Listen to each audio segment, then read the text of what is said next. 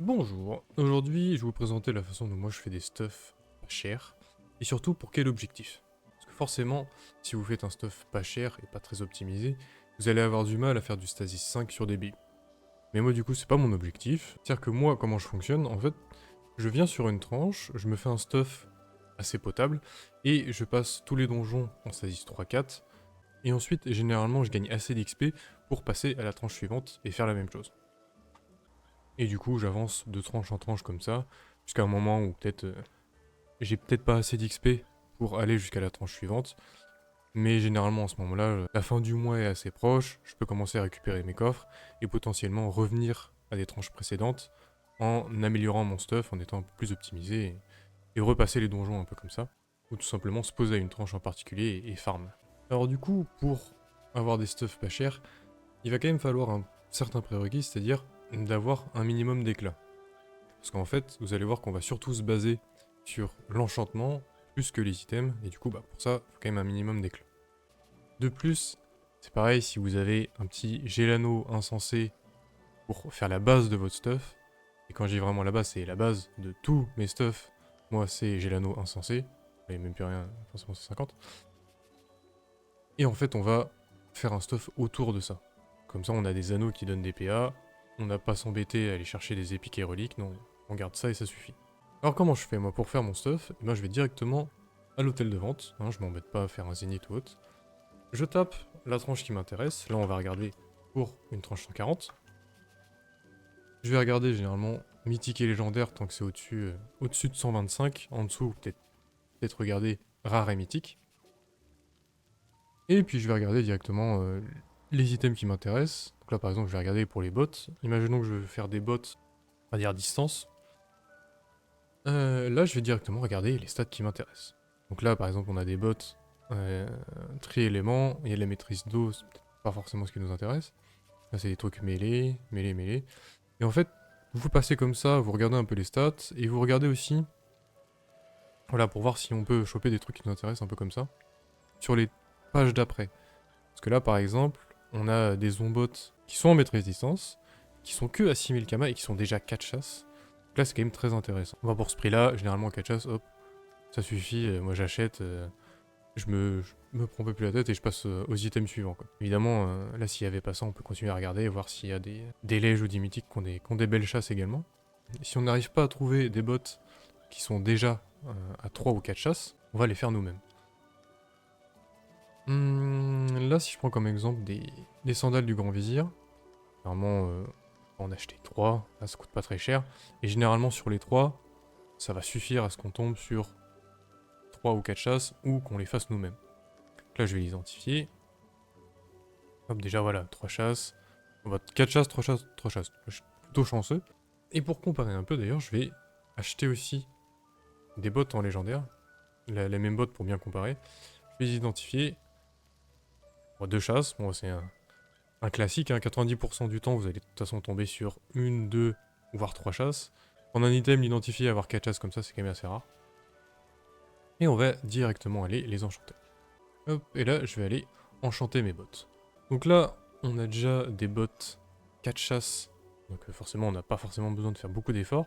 Je vais quand même prendre par exemple ces bots là pour vous montrer un peu. Généralement, je prends des bots, je vais les sacrifier.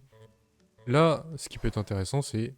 Bon, là, je tombe sur vraiment de très bonnes bots. Généralement, des fois, on n'a pas forcément toutes les chasses qu'on veut, pas toutes les bonnes couleurs, mais dans une optique de juste avoir des stats de manière générale, en fait, des fois, je prends peu importe la couleur qui vient. Si là, c'était une chasse bleue, en fait, c'est pas grave si c'est pas full rouge, en fait. On pourrait mettre de la maîtrise élémentaire à la place de la maîtrise distance, ça marche quand même. En fait, l'important, c'est juste d'avoir un item qui est buff en stats. Donc là, par exemple, je vais mettre full maîtrise distance, parce que là, on est vraiment sur un bel item. Et à côté de ça, hop, celle-ci, il me semble, voilà, les lèges, bah, je vais mettre ce que je peux, hein. Hop, maîtrise distance et maîtrise LM. Et pour finir la comparaison, on peut avoir, hop, les onbots. Pareil, on va mettre de la maîtrise distance, maîtrise LM, maîtrise distance et maîtrise distance. Hop, distance, j'ai dit. Et c'est là où la comparaison va être intéressante. Parce que du coup, on a les bots en lège, on a les bots que j'ai directement achetés et que je me suis pas embêté, et les bots que j'ai fait moi-même. Et là, forcément, ces bots-là, c'est les bots qui ont coûté le moins cher. Hein. 4500 les 3, avec 3 bots, on arrive largement à faire au moins 3 chasses, et 4 généralement si on est assez chanceux. Là, c'est ce que j'ai acheté directement pour 6000 kamas. Et celles-ci, on rappelle, elles m'ont coûté 85 000 kamas. Donc, il y a un sacré différentiel de prix. Et pourtant, une fois qu'elles sont bien chassées, en fait, il y a un différentiel de dégâts, mais à l'avantage des mythiques. Et c'est ça le plus important, en fait. C'est vraiment essayer de viser, de prendre n'importe quel item qui donne des stats qui nous intéressent quand même. On va pas prendre de la mêlée si on veut de la distance, mais n'importe quel item qui donne des stats, rajouter des chasses par-dessus, en fait, ça va venir dépasser, en termes de stats, ou même égaliser, des items légendaires qu'on va mal chasser parce qu'on n'a pas le budget, en fait. On n'a pas le budget pour acheter 3 bots légendaires. Bah, du coup, en fait, on va être obligé d'acheter des bots, les identifier comme j'ai fait. On tombe sur une ou deux chasses, bah, pas de bol, en fait, notre item, il va pas donner autant de maîtrise que si on avait pris du mythique, qu'on l'avait bien chassé. Et là, on voit qu'on a vraiment pas mal de maîtrise. Alors forcément, là, on pourrait me dire aussi, c'est sympa, mais du coup, t'as plus de valeur sur tes éclats que sur ton item, en fait. Là, ce qui coûte le plus cher sur tes bots, c'est carrément tes éclats et pas l'item en question. C'est vrai, mais c'est pas vraiment un problème, parce qu'en fait, vous pouvez tout simplement, une fois que vous avez de meilleurs bots, venir récupérer vos éclats. Mettre des éclats, ça m'avait coûté plus de 500. Là, j'en récupère 450. Parce qu'en fait, quand on fait cette manip, on perd 10% des éclats. Et bon, 10%, c'est pas grand chose. Et puis surtout, ça va vite être rentable. Parce que ce qu'il y a d'intéressant au moins avec ces tranches-là, c'est qu'une fois qu'on est au niveau 125, on peut drop directement du légendaire. Et en fait, bah, vous voyez bien que par exemple, si ces sandales, je les avais drop, 85 000 kamas, avec quand moi je fais mon stuff à 4000 kamas unités, en plus les éclats, en fait, mon stuff en un drop légendaire, il est très vite rentabilisé. Je peux les vendre et clairement, quand je vais faire tous mes donjons 140, il suffit que je drop un ou deux lèges par donjon par-ci par-là. En fait, ça va me rembourser mon build et ça va me payer potentiellement le build suivant, quoi.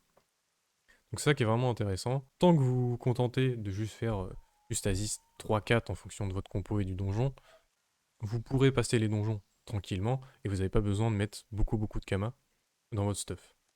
Donc voilà pour cette petite vidéo. Si jamais il y a besoin, peut-être que je referai une vidéo sur l'enchantement parce que forcément c'est très lié à celle-ci. Et si jamais aussi, je pense que je ferai une vidéo en fin de mois pour ouvrir un peu tous les coffres que j'ai eu pour vous montrer, on va dire à peu près pourquoi je fais ça. Et sur ce, à toutes.